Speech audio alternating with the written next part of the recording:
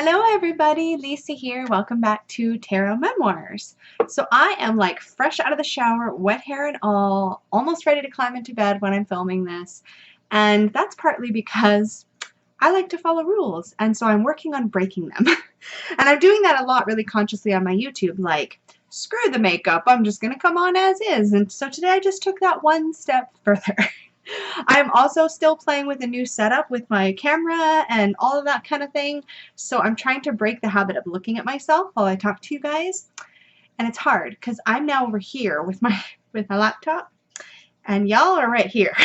So we'll see how it goes. So this week we are talking about the Emperor. And I have a complicated relationship with the Emperor because I am one of those people who I like when things go according to plan. I like when things are structured. I like when there are rules to follow.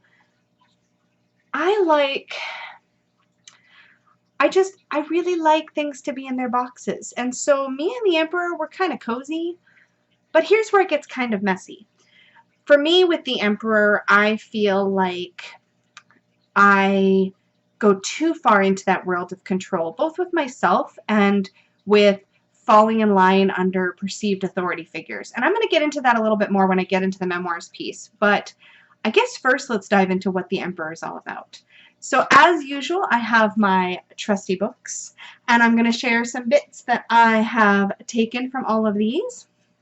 So I'm going to start actually this week with the Kitchen Table Tarot because the way that this one was written, I just want to make sure it's showing up. There we go. The way that this one is written, it really spoke to me in a plain speak kind of way, because sometimes those deeper esoteric approaches to some of the cards don't quite get me. And this time, Melissa really got me, I think, more than even the 78 Degrees of Wisdom, which has been kind of the clear favorite for the really lots and lots of highlighting. But this week, it was really this one. So I marked it up like crazy, as per usual. As you can see, lots of marking. Some of that's from the Empress from the week before. But the Emperor's verb or sort of action phrase in Kitchen Table Tarot is, I am directing. I have lots of feelings about that. I'll get to that more in a second. But what I've highlighted here. So the first thing that really stood out in a big way to me is this passage. The fact that he's wearing, oh, I should hold it up again. That's right. So here's our classic, make sure it shows in the camera. Perfect. If it could just focus, that would be super awesome.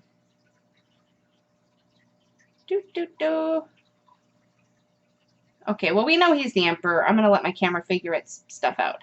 The fact that he's wearing armor underneath those lush, beautiful robes gives us some insight into the man.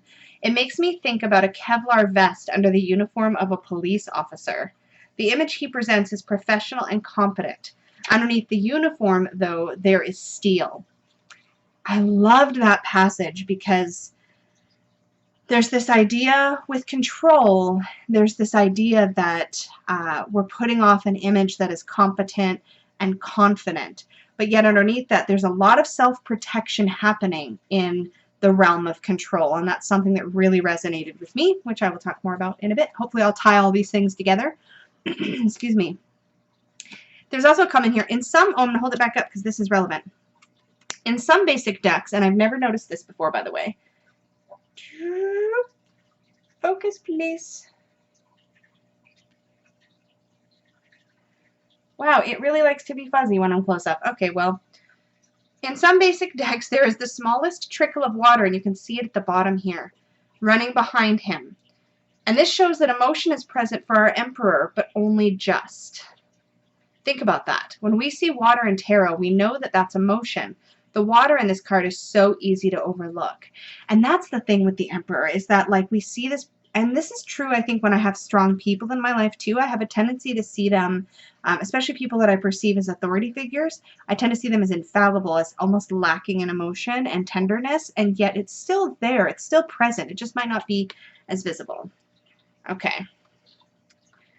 The other piece here, someone has to make the hard decisions. Someone has to decide that we're going to invade here, not there. Someone has to decide what to do in a crisis, and someone has to be that guy or nothing will get accomplished. In a way, this card is John Wayne, the sheriff, and your dad on his best day. He's going to make everything okay. He has authority, stability, and common sense. I really, really like that. And then for the inversion, it talks about the fact that this card is about being reckless. You have to learn the rules before you break them, kind of a damn the man. So when you see the shadow side of this card, there's a breaking of the rules or breaking away from that structure. I don't know how I feel about that. I think I'll talk more about this when I talk about my own shadow experience with the Emperor. And with anything in tarot, I think our personal experiences really color the way that we're going to view the card or the way we're going to interpret the card. But for sure, that's true for me with this one. So in Rachel Pollack's 78 Degrees of Wisdom, there's also some pretty decent bits in here, but the parts that really stood out to me, in this book, Rachel Pollack really comes at this card from a place of looking at it more big picture, so zoomed out view of the Emperor, more societal than personal. So what she says here is that in the Emperor's best aspect, he indicates the stability of a just society that allows its members to pursue their personal needs and development. And if I were to take that same idea and apply it to personal, I would say that the Emperor represents the stability and strength and control, but the kind of control and stability that still allows individual expression to shine through. In a more negative aspect, the Emperor represents the power of unjust laws in a society where stability takes precedence over morality, which is kind of what I was saying.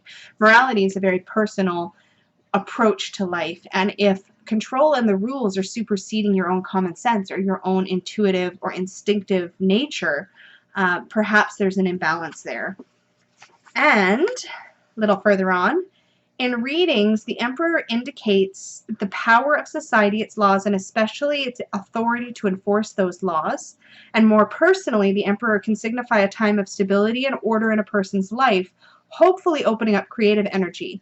He also can indicate a person who holds great power, either objective or emotional, over the subject. And this doesn't have to be an actual, proper authority with any kind of credentials. It's somebody that you perceive in your life as having power over you, or somebody who you treat as somebody who has power over you. And those things are important to differentiate, because we can have Emperor personalities in our lives, shadowed or not shadowed, and maybe they're just a regular Joe Schmo. Maybe they don't have any real authority or power, but we give away our power to that person, which I think is an important point. Let's see. Yes. As a card of personal qualities, the Emperor can indicate the ability to defend one's territory, to create firm boundaries, and vigorously maintain them, which I thought was really cool. The reversed Emperor can signify immaturity and the inability to make harsh decisions and carry them through, which was another really interesting take on the shadow side of the Emperor. And then we move to, I'm sorry, I have to check preview. This is so weird to not be looking forward at myself. So hopefully everything's coming through okay. Benabelle's book. See, this is a total cheat. I can hold the book up and then I can peek at the preview window. See? So bad. So bad.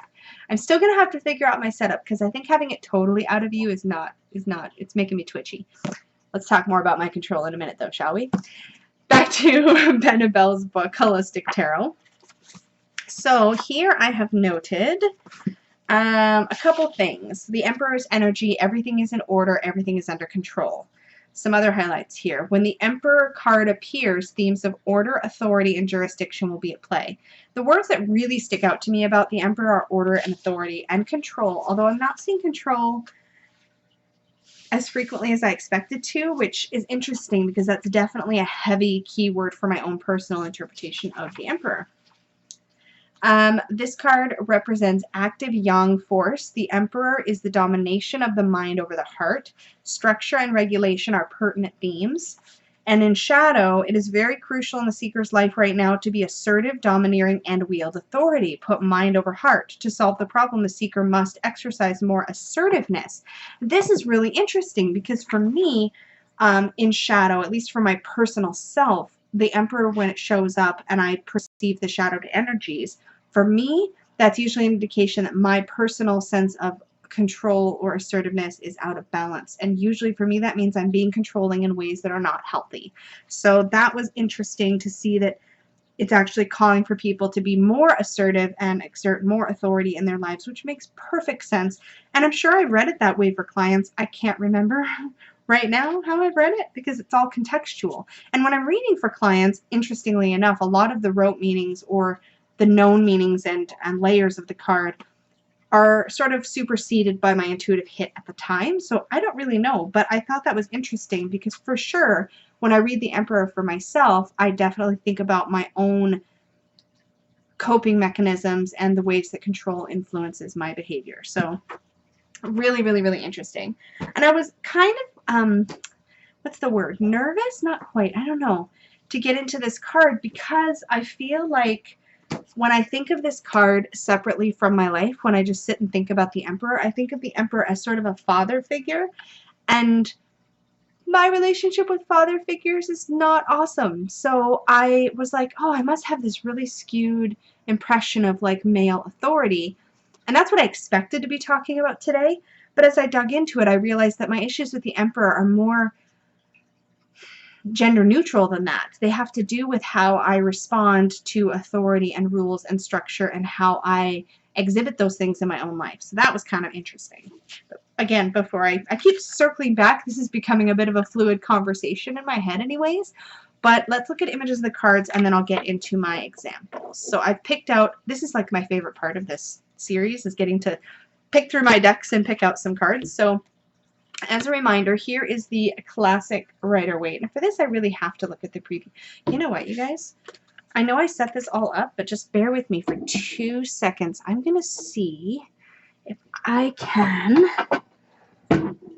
pardon me, totally breaking the rules. I'm going to just bring these over a little bit so that I'm a little bit less distracted by how far away everything is. Let's see if I can. This is real YouTube, y'all, when I'm just like messing with things while I talk to you. Okay, I'm going to bring this preview window over a little. Okay, now it's not quite so far away, so I don't find it as distracting. Like I'm not turning my whole head if I need to check to see if things are in there. Anyways, back to cards. So again, classic Rider-Waite. There, see, now it's going to focus. Figures. All right, my beloved Osho Zen. I think that's the only thing I call this deck. Beloved. So in the Osho Zen, my camera's not picking up the words very clearly here. See if I can get it to. The card is called the Rebel. I think it's a little fuzzy in the card, but I think you can see the character himself pretty well in spite of the fuzz. And it's interesting, this take, because it's almost in direct opposition to the structure and control of the classic Emperor, right? So the classic Emperor is all about sort of like falling in line or having that control, whereas the Rebel is about breaking away from societal rules. And so this was a really interesting and healthy card for me to work with in my own life, to like be like, yeah, you don't always have to listen to the authority. Sometimes you need to go your own way. So it's interesting that that's how this card is depicted in Osho Zen. And this is, of course, the Emperor that I first got to know, which makes sense about how I've formed my ideas and my relationship with the Emperor over time. So in this Star Tarot, we have an Emperor who is got this sort of pagan, sort of father figure energy, at least to me. I see him as somebody who, yeah, he's ruling the kingdom, but he definitely seems like a benevolent leader. And I really enjoy decks that depict the Emperor in a way that I would picture sort of a god in my personal pantheon, like somebody who's got that father nurturing energy. And I love the Mary L. Tarot version. Look at him. I'm going to pull it back a little so you can see the whole card. Isn't he incredible? This is the kind of Emperor that, this is just, I have no complaints about this Emperor card. He's got that strong, medieval ruler kind of feel, but he feels very human, and I could see that layer of tenderness in him, and I really, really enjoy that. The Emperor in the Legacy of the Divine Tarot is much more of a ruler figure. He's a little more distant, not so up close and personal. He doesn't seem quite as approachable as, say, this Emperor does to me. Approachable? maybe not so approachable, maybe a bit more intimidating, right? Really enjoy the Emperor in the textured tarot. He's sitting on a throne that has a whole bunch of books in it. He seems like somebody who you could trust in an authority position, somebody who is well-read, who is knowledgeable, who is wise. Again, more of a benevolent leader here. And I appreciate that view of authority, because authority for me, again, is sometimes an intimidating expression. And then in the Zombie Tarot, this is totally that John Wayne, we've got it all handled, that we heard in the Kitchen Table Tarot book by Melissa Sonova. Like, this is totally it. This is the dude that's like, hey, we got this. I'm going to take care of us, and we're going to be okay. Okay, guilty little secret time. I totally have been watching The Young and the Restless since I lived at home with my parents when I was very young. So that is a soap opera, daytime soap, for those of you who don't follow that sort of thing. It's one of the only TV programs I watch pretty religiously. I really don't watch that many. That and The Voice are pretty much my two main ones. Victor Newman, if you watch this show, is totally my emperor. Victor Newman is my emperor. He's like, we're going to get it done. And sometimes his methods are not the best. So I totally see shadow in him. But anyways, had to share. This is the vision. This is the image of the emperor that is the most relatable to me personally. This is the dude. This is from the Fountain Tarot. And this is the dude that's like, yeah, this is the structure. These are the rules. And we're going to stay in our box. So I really find this one very personally relatable because of my own experience with the Emperor energy in my life. I actually really like the Wild Unknown Emperor with this really strong, rooted evergreen. This idea of lasting through the seasons, of being fairly unchanging and stable. Frequent fluctuation is not really a sign of the Emperor. The Emperor's energy is stable and rooted and grounded, and more likely to dig in their heels or their roots than to deal with a bunch of change. This is the Emperor from the Fairy Tale Tarot by Baba Studio. I don't know if the text will focus. Let's see. Maybe not. I'll read it to you. The Emperor and the Nightingale. And this is a fairy tale about an emperor who so enjoyed the music of a particular nightingale that he had one basically made, like think like an artificial nightingale that would sing to him at his bedside. But when he was dying, it was the real nightingale that came and sang. There's some interesting things here about thinking you have a plan that's good, thinking that you have your rules all figured out, and then realizing that there's something deeper that you're missing. So that was kind of an interesting take. And I really like the Emperor from the Everyday Enchantment Tarot. He's like, again, he's in control, he's confident, but he's warm. He's reaching out his hand. I really like the energy of this image. These cards are still gigantic, though. I need to trim my deck. Now that I've seen it trimmed, I'm definitely going to be trimming mine. It's just a matter of time. So those are the images of the Emperor that I picked out to share this week. And now I'm just going to pull out my notes here because I've got them on my phone. So I wanted to talk a little bit. I've talked throughout this video a bit about my relationship with rules and structure and authority and control. But there's a few places. So everyday light. So this is the section of Tarot Memoirs where I share sort of how I see this energy in a light way, not in its shadowed way, and how it helps me day to day, like the small ways. And for me, this idea of understanding structure and rules and moving within that rule-bound society that we live in, where that serves me really, really well is in my work. So I'm somebody who loves rules and formulas and structure and organization, and that's something that has always served me in whatever financial pursuit, like whatever job or work that I do, because I maintain a certain level of organization. I'm really good at efficiency. I'm really good at making sure things run smoothly. This is the kind of stuff I do well, and I do it because I understand and work well within established structures, and I'm also really good at setting up my own structures. So that's a good light way that my own sort of authority, my control, my the way that rules work serves me pretty well day to day. But in shadow, as I've kind of hinted at, I've talked about a little bit already, I struggle with when that control gets out of balance, when my need for things to go according to plan creates a rigidity in my life and makes it harder for me to move with change. So an example of this would be one year for my birthday, Peggy and I were talking about what I wanted to do, and I really didn't think it mattered. I really thought, no, I'm kind of cool to just play it cool this year. There's not a lot I want to do, and I'm a big, like, we're going to celebrate my birthday for like a week kind of person, but I really felt chill that year, and I was like, no, man, I'm good. I don't need to do anything. And then my day of my birthday comes around, and for some reason I get it in my head that Peggy was planning something, some little surprise. Maybe the boys were going to come over for dinner or we were going to do something, and I had it in my head that there was a plan. And all of our discussions had been, no, it's fine, let's keep it low-key, let's not do anything. And yet I had it in my head that there was a plan. And as soon as it was in my head that there was a plan, I had a really hard time letting go of it.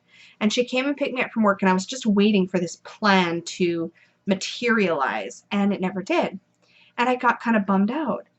And the entire experience of getting excited and then bummed out was something that happened entirely in my head. I had decided there was some sort of plan happening, got attached to it, and then wasn't as quick to readjust when I realized that's not what was happening. And that comes back to expectations and other things too. But this is what I do with formulas. If I think that there's a formulaic way to handle a situation, it's really hard for me to grasp when that formula doesn't work. And this is especially problematic when I'm dealing with relationships and with people, because people are not formulas. And if I had my way, they probably would be, because I struggle sometimes with nuance in conversation and in relating. And if only there were rules or boxes I could tick off, it would be so much easier. And so I get myself into trouble in that way sometimes. It's like there's a miscommunication, and I'm like, well, last time there was a miscommunication, these were the steps I followed, and then everything was okay. So why isn't it working this time? And it could be totally different people. But these are the ways that I get myself into trouble. And that's where the shadow side for me of sort of attachment to structure, control, rules can get out of hand. And it can also get out of hand just in my general desire to have things go according to plan, or for me to control an outcome. These are sort of my old coping mechanisms, and they're my defaults. So that gets me into trouble too. So those are my shadow sides, I would say, that I associate with the Emperor. What did I write down here? Oh, yes. Okay, so a way that this structure and the red tape of society and sort of this overarching rules system, the biggest memory I have where I was really embedded in that would be when I was planning, Peggy and I, okay, so I've told my story in the past about how Peggy and I got together. It did involve me moving to another country because I had to move from the States to Canada. And as part of that, we had to navigate the entire immigration process, which there are complicated immigration processes and there are less complicated. And I would say, from what I've heard, that Canada's isn't as intense as others. However, it certainly felt really, really intense when we had to plan it, and our whole future was based on this going well. So there was a lot riding on it. And I put all of my control, rules, organization powers into full gear. I was a maniac. But it was one of the areas where, as Peggy would say, I used my powers for good, because I was able to use that comfort navigating within established structure and rules to help us get through a process that could have been insanely stressful and difficult. I literally just dug into all of the established rules and managed to figure out how to get us through it from start to finish. I mean, I had notebooks and dividers and systems and forums that I went to and people I talked to, and it did go smoothly. Everything fell into place exactly as we wanted it to, and so that was a really big benefit. So it wasn't necessarily and it was, no, let me back up. I was going to say it's not an area where there was a whole lot of authority, people that had power over us, and I just realized that's entirely not true, because I was dealing with immigration and another country, and that could have totally gone wrong or badly for us personally, and it totally involved handing over our power to somebody else to say, yes, you can come in the country, or no, you can't. So there was a handing over of authority, but I felt in that process that I had a good deal of control So for me, it was still fairly comfortable. I would say that times that I've been less comfortable are when I have to consciously give up control for the greater good or for the good of the situation. Sometimes that's a little trickier for me. And because it's trickier for me to step outside the box or to step outside my comfort zone of control, I try to practice doing it as much as possible. Whew, I had a lot to say on that. And we're still less than 30 minutes according to my time. So I am gonna say goodbye here in a sec. Thank you so much for joining me again for Tarot Memoirs. Before I close out, I do have a couple, I almost forgot. I do have a couple journal prompts to share. So if you are following along with this series and you're trying to attribute energy from the card to your own life, I'm hoping that these journal prompts will be helpful to you. I'm getting them out of a book called Journaling the Tarot, A Little Book of Big Questions by Andy Matzner. And this week there are two, but each one is kind of multiple questions. So the first prompt is, who is calling the shots in your life? How do you feel about that? And is there something that needs to change? The second prompt, how do you define power? How powerful do you feel? What gives you a sense of power in your life? And what can you do to feel more powerful? So those are the prompts for this week's Tarot Memoirs, working with the Emperor. Next week we will be looking at the Hierophant, which we'll see how we do with that. In the meantime, I hope you have a beautiful day, afternoon, evening, whatever it is, wherever you are, and I will talk to you all again very soon. Bye!